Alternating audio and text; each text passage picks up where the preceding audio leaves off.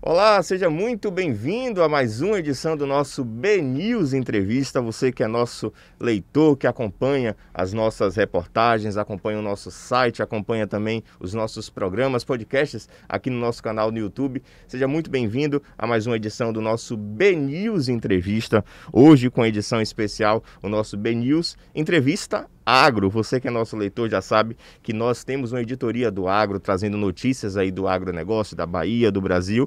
E você, é claro, pode acompanhar tudo lá em bnews.com.br/agro. E hoje, nessa entrevista aqui, tenho a honra de receber o secretário da Agricultura, Pecuária, Irrigação, Pesca e Aquicultura da Bahia, João Carlos Oliveira. O nome é grande, hein, secretário?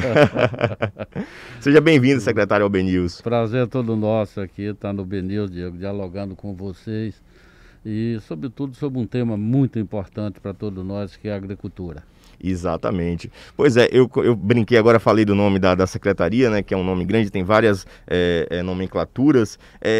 Queria que o senhor começasse para a gente iniciar, secretário, explicando o que é a SEAGRE, né, o que são essas palavrinhas aí todas aí que compõem a secretaria, quais as principais ações, queria que o senhor explicasse aí para os nossos internautas. A Secretaria da Agricultura do Estado da Bahia, ela tem assim, no seu bojo, várias ações, né? Dentre elas, o agronegócio, a agricultura familiar, a agricultura irrigada, a piscicultura, a aquicultura.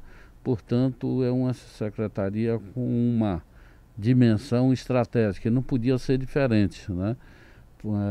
Um estado como a Bahia, onde você tem 417 municípios, 3 biomas muito bem caracterizados, a Mata Atlântica, o Cerrado, a Caatinga, e uma área costeira que é a maior área do estado brasileiro, quase 1.200 quilômetros. Portanto, a Secretaria da Agricultura, ela tem essa visão estratégica da agricultura, do agronegócio, a agricultura familiar, a piscicultura, a aquicultura, a agricultura irrigada, e nós estamos vivendo, quero lhe dizer, um grande momento na agricultura do estado da Bahia.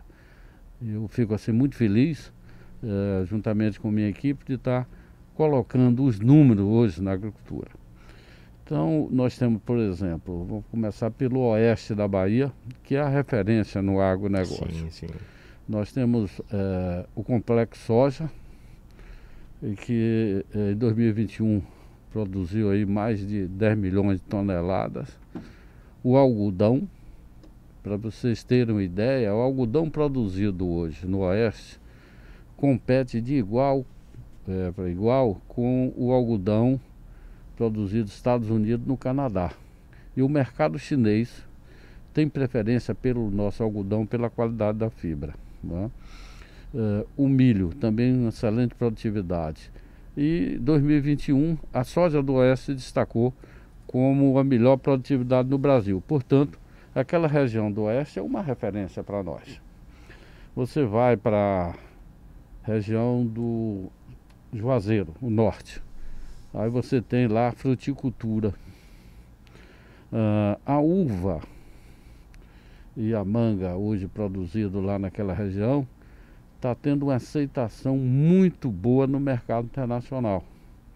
Para você ter uma ideia, aquela região gera em torno de 300 mil empregos com a fruticultura. Juazeiro, nos últimos 5 anos, é o município que mais gera emprego. O que é que acontece? O mercado internacional hoje, ele está muito exigente, principalmente em qualidade, mas sobretudo em rastreabilidade, ou seja, em atendimento às questões socioambientais. Hoje não é só produzir, não é só ter a melhor produção e produtividade, mas tem que atender os requisitos do mercado internacional, principalmente quem está trabalhando com alimentos, né? Que é o caso daquela região. E aí o mercado internacional, eles exigem assim, um acompanhamento desde o plantio, a colheita, quais os produtos químicos que são aplicados e, mais ainda, Isso é que nós chamamos de rastreabilidade, do plantio ao mercado. Mas também as questões sociais. Sim. O mercado internacional hoje quer saber como é que estão as condições de trabalho das pessoas, está usando mão de obra infanto-juvenil, está atendendo a legislação trabalhista, portanto é uma nova dimensão do mercado. E a SEAGRE acompanha tudo isso, todo esse processo, né? Acompanha. E sobretudo, hoje com a questão do aquecimento global, das mudanças climáticas, o mercado se torna bem mais exigente. Aí vamos para o cacau. Sim. Né? O cacau em 2021, o estado da Bahia produziu aí em torno de mais de 140 mil toneladas de cacau, representando 71% da produção nacional. E aí também não é só produzir. A Bahia ganhou os 2 concursos, concurso internacional em Paris e o concurso nacional realizado em Ilhéus, com a qualidade do melhor cacau. O concurso nacional foi vencido pela produtora Cláudia Calmon de Sá, uma propriedade em Itabuna, e o concurso internacional por João Tavares. Esse concurso foi realizado em Paris, onde acontece o Salão de Chocolate. Né? Esse Salão de Chocolate é o evento mais importante no mundo, no contexto do chocolate. E nós, na Bahia, acompanhando esse processo de aumento de produção e de qualidade, nós estamos com mais de 100 marcas de chocolate no sul da Bahia. E essas marcas de chocolate não devem nada a nenhum chocolate gourmet que é colocado nesse salão de chocolate na França. E esses chocolates daqui da Bahia estão espalhados aí por vários estados, né? É colocado em vários estados, por exemplo. E o produtor, ele está agregando não só a produzir o cacau e o chocolate, mas está transformando também sua propriedade em um roteiro turístico. Nós visitamos recentemente uma fazenda lá em Uruçu, que é a Capela Velha, onde ele tem uma excelente produtividade de cacau. Ele produz o chocolate na própria fazenda, onde os visitantes têm conhecimento de todas as fases, desde do preparo da área, da colheita, do beneficiamento, do fabrico do chocolate, e ao final ele passa lá na loja, na própria fazenda, para comprar o seu chocolate. Nesse dia que nós visitamos, 40 pessoas visitaram. Olha, extremamente importante. Sim, sim. Recentemente em Itabuna, 2 meses atrás, a Chocolate Benevides, ela instalou uma fábrica de chocolate, também para receber turista, né, e pessoas que querem comprar o chocolate, onde você acompanha todas as fases, dentro de uma visão panorâmica na própria fábrica, e isso estimula o produtor, estimula o consumidor, e esse produto está sendo colocado em vários estados brasileiros. Então hoje o cacau não é só vender amêndoa, Sim. é também produzir amêndoa e mais também produzir chocolate de qualidade. Então essa é uma situação bastante interessante, porque há 20 anos atrás nós saímos de uma crise, que é a crise da vassoura de bruxa, que dizimou basicamente a produção de cacau. Nós produzíamos 400 mil toneladas, caímos para 80 mil toneladas. E hoje, com o advento dos clones, plantas melhoradas geneticamente, com excelente produtividade, ou seja, maior quantidade de fruto por planta, maior quantidade de amêndoa por fruto e o peso da amêndoa. Você vê o quanto a pesquisa incorporou, né, no cacau. Aí você vai para a celulose, que é o segundo produto de exportação. O primeiro é o complexo soja, que gera aí 2,3 bilhões de dólares por ano.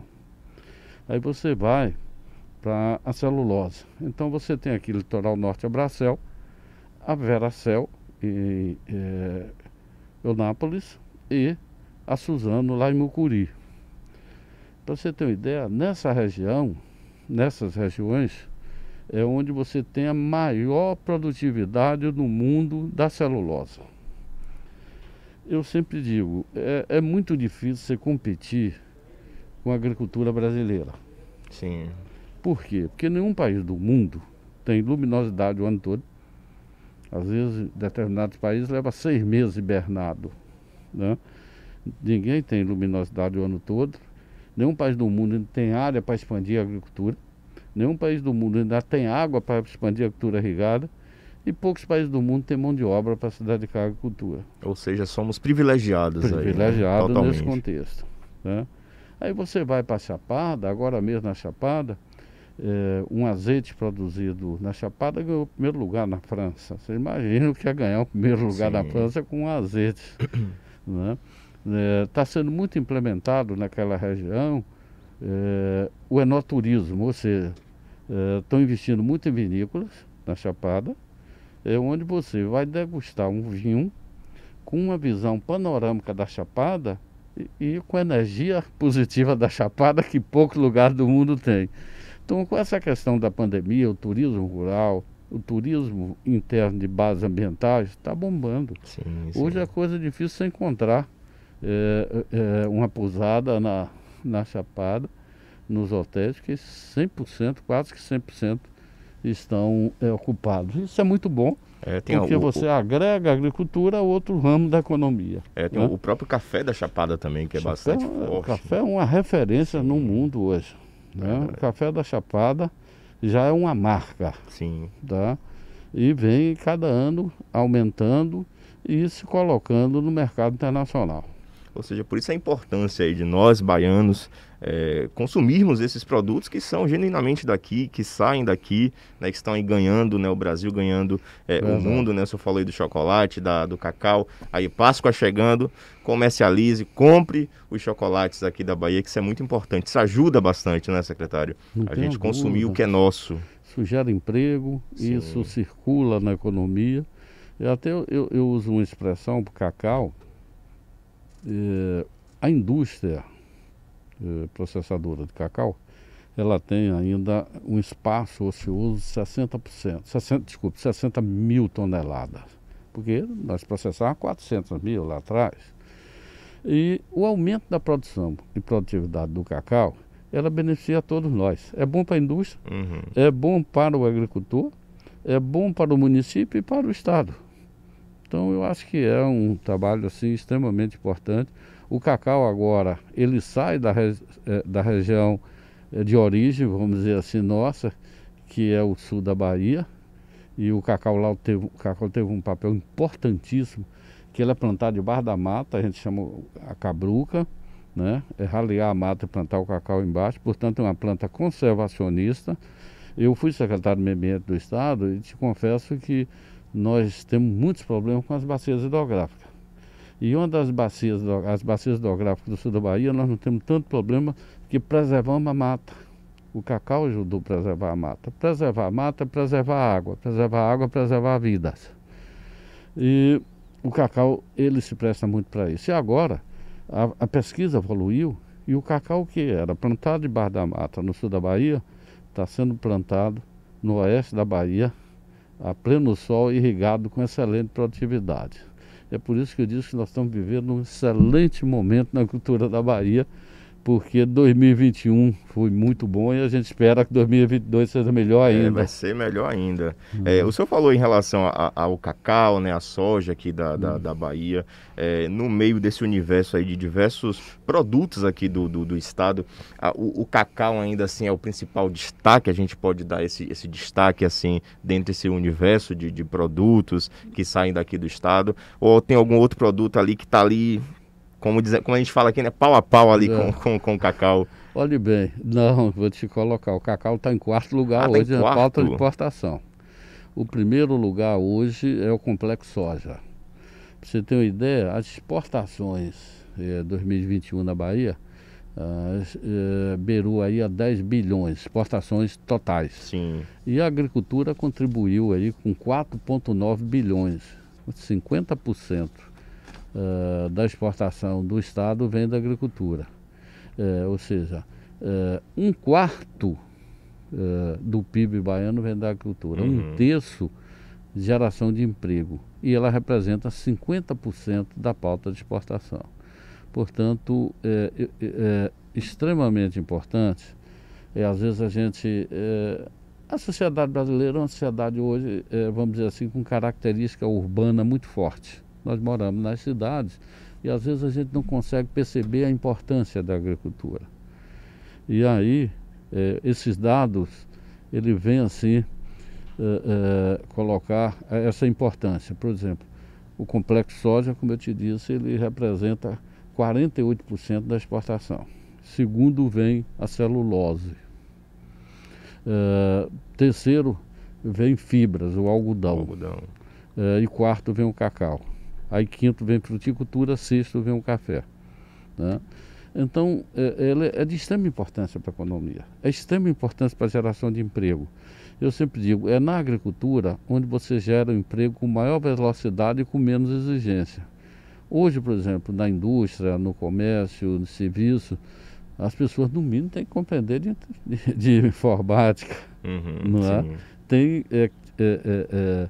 Tem um certo nível de escolaridade. É óbvio que isso na agricultura vem crescendo, mas você ainda gera um emprego com menos exigência na agricultura e com maior velocidade. Sim.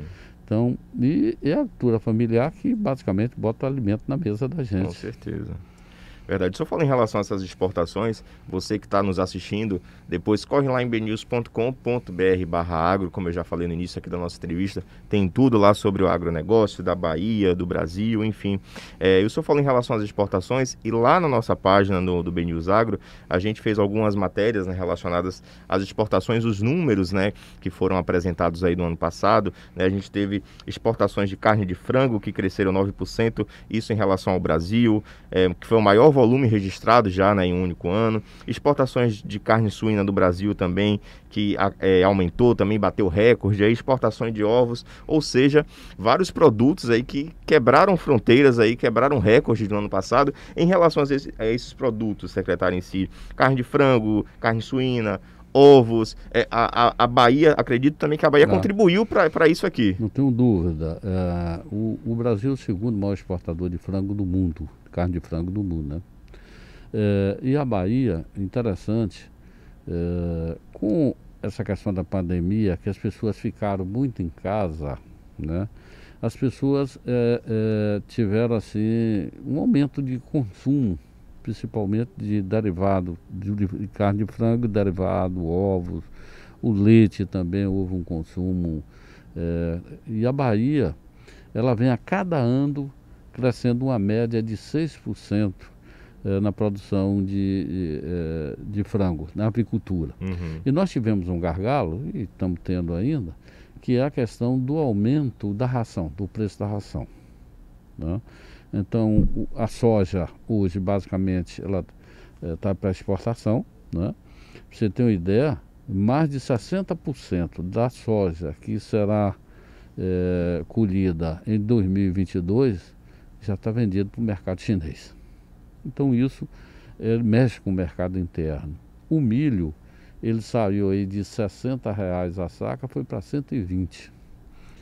E os produtores de milho procurou a SEAGRE para fazer uma proposta de reduzir o ICMS do milho. Sim. E o governador Rui Costa, com sua sensibilidade, reduziu esse ICMS do milho de 12% para 2%. Isso fez com que essa questão da ração da avicultura pudesse diminuir um pouco o preço, porque 80% da ração na avicultura é do milho.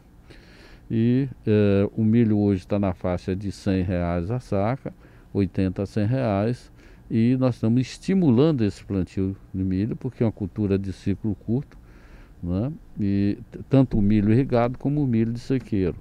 Portanto, esses derivados da avicultura tiveram realmente um aumento de consumo, o leite também teve aumento de consumo. Isso é importante, isso faz com que o produtor, o agricultor, ele tenha certeza que ele vai produzir e vai comercializar. Pois é, em relação ao milho, né, ele também faz parte da composição da ração animal, né, que alimenta aí as aves, suínos, enfim. O senhor falou, secretário, agora há pouco em relação ao chocolate lá de Itabuna, né, a gente não poderia deixar de Itabuna, falar. região lá.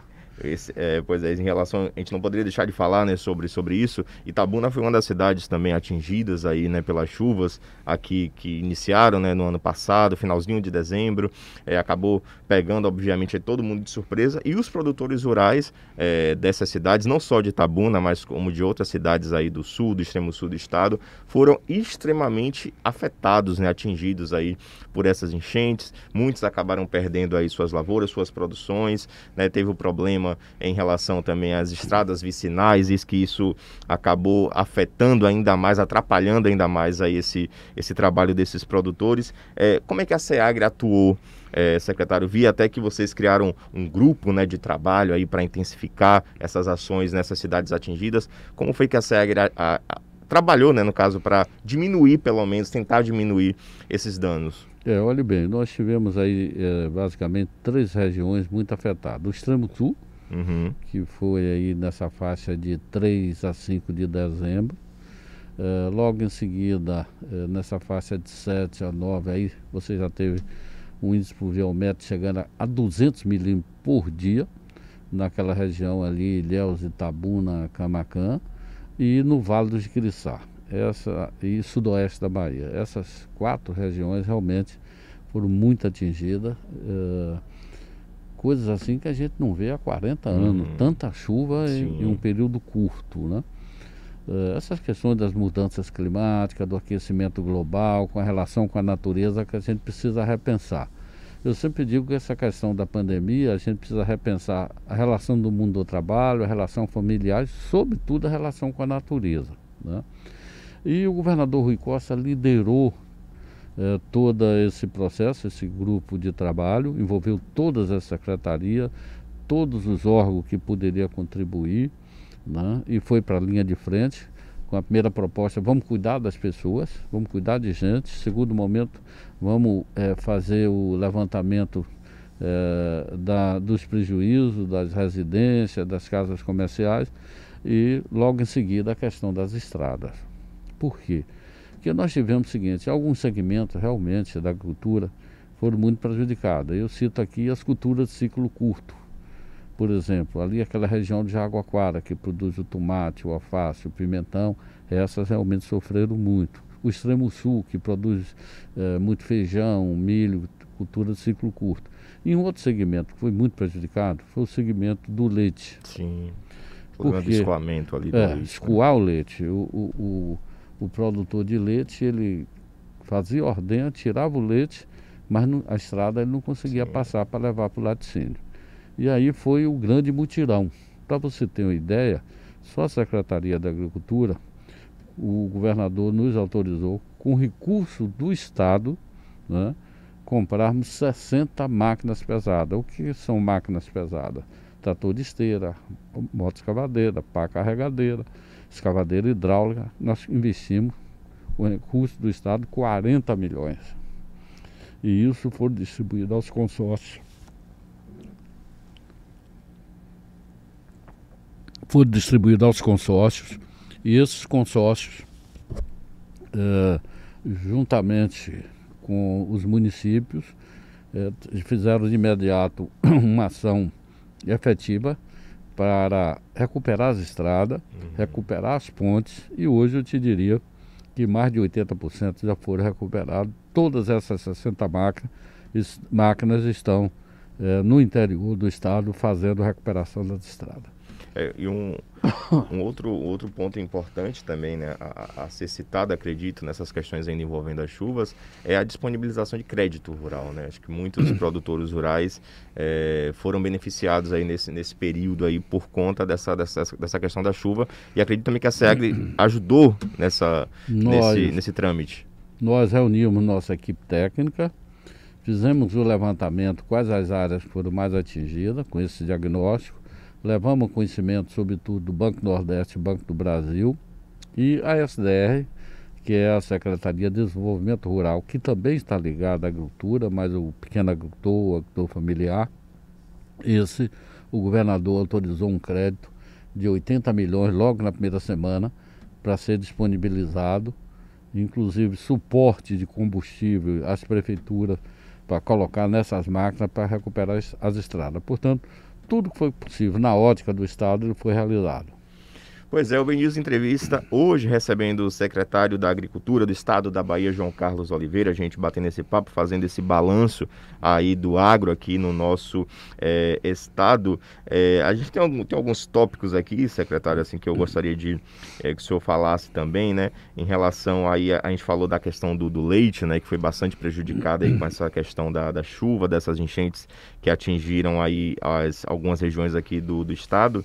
E teríamos aí o primeiro equipamento do estado da implantação de laboratório de leite, né? Isso queria que o senhor falasse assim, um pouco em relação a isso, lá em Tapetinga.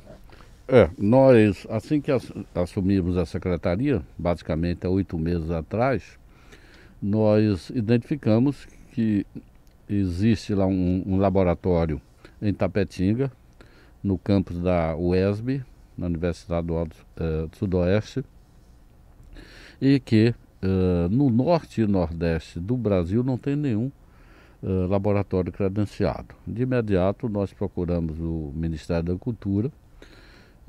O Ministério da Agricultura colocou que existe alguns equipamentos na Universidade Federal Rural de Pernambuco e disponibilizou esses equipamentos que virão somar aos equipamentos existentes hoje no laboratório na UESB. São os equipamentos que faltavam para esse laboratório pedir o credenciamento. Esses equipamentos já foram liberados. Nós agora vamos contratar uma empresa para pegar esses equipamentos. São equipamentos sofisticados que não pode vir em qualquer veículo. Nós vamos aí, eu creio que até o final desse mês, no mais tardar março, esses equipamentos já estão lá na UESB. Nós disponibilizamos a infraestrutura necessária. Tive uma reunião com os técnicos lá em Tapetinga e uma reunião com o reitor, né? Inclusive amanhã eu estou indo a Itapetinga, Vitória da Conquista, para uma nova reunião com o reitor. A gente já bateu o martelo para, quem sabe, final de março estarmos inaugurando. Pois é, e a reestruturação também do Centro Tecnológico Agropecuário do Estado da Bahia, não é isso? Isso eu falo assim com muito entusiasmo, porque eu sou agrônomo e digo assim, não se faz agricultura sem 2 pontos básicos. Um é a amostra de solo. Sim. E o outro é assistência técnica. E nós lá no CETAB, como nós chamamos, Centro Tecnológico da Agricultura da Bahia, nós também, quando assumimos a secretaria, buscamos uma parceria com o Ministério de Ciência e Tecnologia e conseguimos viabilizar e destravar a burocracia um projeto de 10 milhões, sendo 9 milhões do Ministério de Ciência e Tecnologia e uma contrapartida de 1 milhão do Estado. Nós já licitamos, estamos comprando esses equipamentos, o recurso já foi liberado pelo Ministério, estamos na fase de aquisição, a licitação já foi efetuada e nós vamos ter lá um laboratório de solo com capacidade de fazer 6.000 amostras de solo por dia. Nós vamos ter um laboratório de sementes, que é fundamental você analisar a qualidade de sementes. Laboratório de água, a gente precisa saber como é que estão nossos rios, sim, nossas bacias hidrográficas. E um laboratório que eu sempre digo que é o meu sonho. É um laboratório de resíduos de agrotóxicos. Então, hoje, qualidade de vida passa por qualidade de alimento. E a gente precisa saber, por exemplo, a gente compra muito hortifruti granjeiro, tanto nas feiras livres como no supermercado, e a gente precisa saber a qualidade desses Sim. produtos, né? O índice hoje de câncer está assustador, inclusive em crianças. E a gente precisa primar pela qualidade de alimento. Eu sempre digo que qualidade de vida passa pela qualidade de alimento. E a gente precisa fazer prova desses alimentos, se tem agrotóxico. Se tem agrotóxico, vamos identificar de onde está vindo. Vamos fazer lá um trabalho de extensão rural para evitar que as pessoas não joguem indiscriminadamente veneno. Não é? Por exemplo, na Europa, se você aplica um agrotóxico, tem o que se chama período de carência. Você só pode colher aquele produto, uma hipótese, lá na bula está dizendo, daqui a 20 dias, a 10 dias, para botar no mercado. Infelizmente, no Brasil, você aplica ali num tomate, se no dia seguinte o preço do tomate sobe, o sujeito bota no comércio e não tem um acompanhamento. Lá na Europa, Estados Unidos e outros países, existe uma consciência, né? E a gente precisa educar as pessoas. A gente precisa trabalhar muito a educação sanitária. Se você aplicou um produto químico e tem um período que você tem que respeitar para não colher e não botar no mercado, tem que ser respeitado. E esse resíduo, análise de resíduo agrotóxico, eu sonho muito com ele já há algum tempo, desde que trabalhei na DAB, desde quando passei na universidade. E a gente coletar esse material no supermercado, nas feiras e analisar. Olha, não dá para a gente comercializar esse tipo de produto. Pois é, inclusive, né, o presidente da Câmara, né, dos Deputados, Arthur Lira, decidiu colocar, né, ainda falando nesse meio aí do agrotóxico, né, a colocar em pauta um requerimento para que seja apreciado em regime de urgência, né, um projeto de lei que flexibiliza a entrada de agrotóxico aqui no país. Nos últimos 3 anos, nunca se liberou tanto agrotóxico como nesse país, né? É óbvio que a agricultura você faz com agrotóxico, Sim. Mas você tem que ter limite. Então, foi uma verdadeira liberação nos últimos 3 anos, que isso precisa ser discutido, precisa ser avaliado, né? Como eu te disse, o mercado internacional hoje não está só preocupado, o produtor não pode estar preocupado só com produção e produtividade. Eu vibro muito quando eu falo aqui do cacau, quando eu falo da fruticultura de Juazeiro, quando eu falo da soja, do milho, do algodão do oeste, é porque esses produtores, eles já têm essa consciência. Né? Infelizmente, a questão ambiental no Brasil, nos últimos 3 anos, é vergonhosa. Eu participei da COP25 em Madrid, a imagem ambiental do Brasil lá fora é horrível, é muito ruim. Nós estamos vendo aí a questão do desmatamento da Amazônia, nós estamos vendo aí a questão das enchentes. Nunca a gente tem conhecimento de chover 200 milímetros num dia e as pessoas não querer entender que o desmatamento da Amazônia influencia, não querer entender que o excesso de CO2 na atmosfera influencia. Há 2 meses eu fui em Portugal fazer uma palestra para empresário da área da agricultura e fiquei impressionado. Não tem um ônibus em Lisboa que não seja ou elétrico ou biocombustível. Então a gente pensa, é sonho. Aliás, interessante, desse período que eu fui a Lisboa, ninguém usava mais máscara. Quando eu cheguei lá, eu disse, puxa, voltamos à normalidade. Eu vibrei, me emocionei. Acabou mas a hoje pandemia. Voltou tudo lá, né? Pois então, lá em outros lugares também, né? Secretário, a gente está chegando ao finalzinho do nosso bate-papo, mas antes eu queria perguntar ao senhor em relação às feiras, né, que acontecem, inclusive, que foram bastante impactadas, né, com a pandemia. A gente tem exemplos aqui, né, da própria FENAGRO, né, que acontecia anualmente aqui no estado. Recebeu esse impacto aí, né, da pandemia, assim como outros eventos em geral, né, que tiveram que ser suspensos, cancelados aí por conta da aglomeração. Tem previsões aí de feiras para esse ano, melhor dizendo, aqui no estado? Como é que está? Como a SEAGRE tem acompanhado também essas questões? As feiras, exposições, elas são extremamente importantes. Que é um espaço de troca de experiência, é um espaço de difusão de tecnologia, é um espaço de você levar educação ambiental, educação sanitária. É um espaço muito importante. Por exemplo, a FENAGRO é uma referência, né? A gente realiza aí no final do ano e eu espero que esse 2022 a gente possa retomar. Aliás, já estamos assim com algum planejamento. Dia 16 nós vamos ter a segunda exposição de Belo Campo. É um município ali próximo à Vitória da Conquista. 16 agora de fevereiro? 16 de fevereiro. Em março nós vamos ter aqui próximo da Chapada ali, produz muito abacaxi, meu nome do município, Itaberaba. Itaberaba, vamos ter a Expo Itaberaba. Estamos no nosso planejamento. Em maio, final de maio, nós vamos ter a Bahia Farm Show, que é lá em Luiz Eduardo, extremamente importante. Então nós estamos com esse planejamento.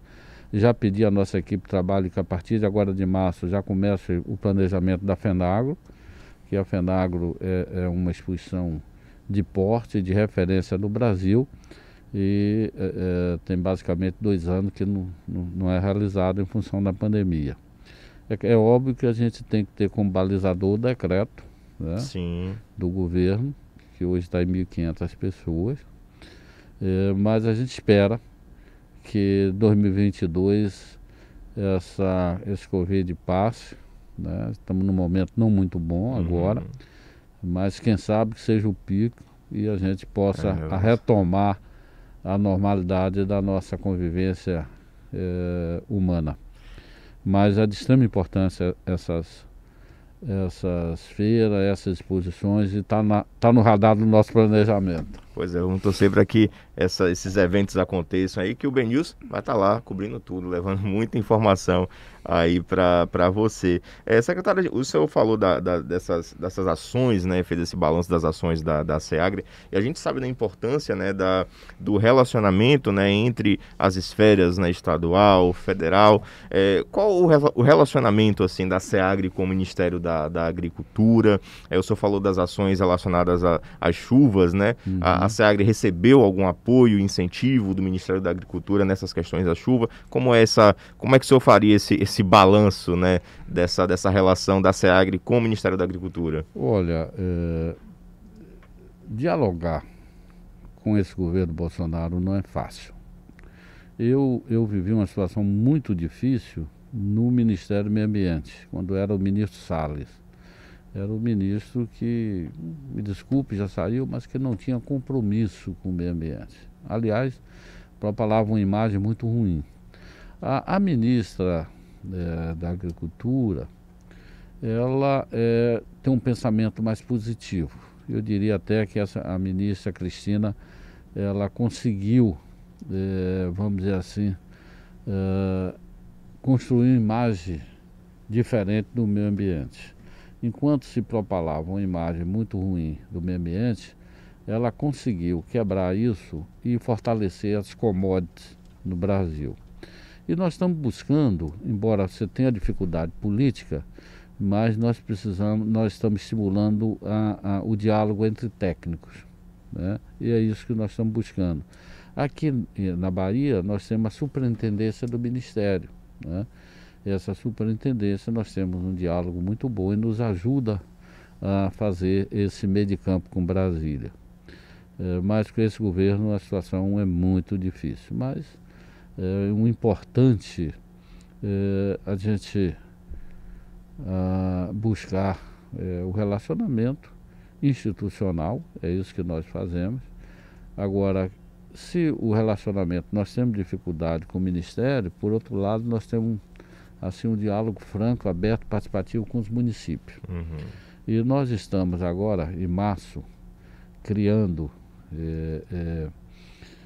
um espaço de discussão com os municípios, né? Que é o primeiro fórum de secretários e secretárias de educação dos municípios. Então vamos nos reunir agora, 21 de março, é isso, né? 21 de março, vamos reunir aqui em Salvador os secretários e secretárias para a gente fazer um trabalho interessante.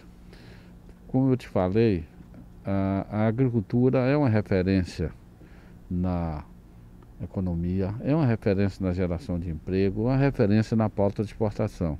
E nós queremos levar essa imagem para o município, que às vezes o secretário e secretária de agricultura do município, ela administra o ramo da economia mais importante, que é a agricultura, mas não se percebe disso. Ele não se percebe que é ele que está com o maior índice econômico do município, ele que gera mais emprego, ele que bota comida na mesa, é ele que tem uma relação muito forte com a natureza. E essa relação com a natureza, para nós, nesse momento, nesse cenário, nós estamos vendo, é muito importante. É ele que administra as matas, é ele que administra as bacias hidrográficas, é ele que administra.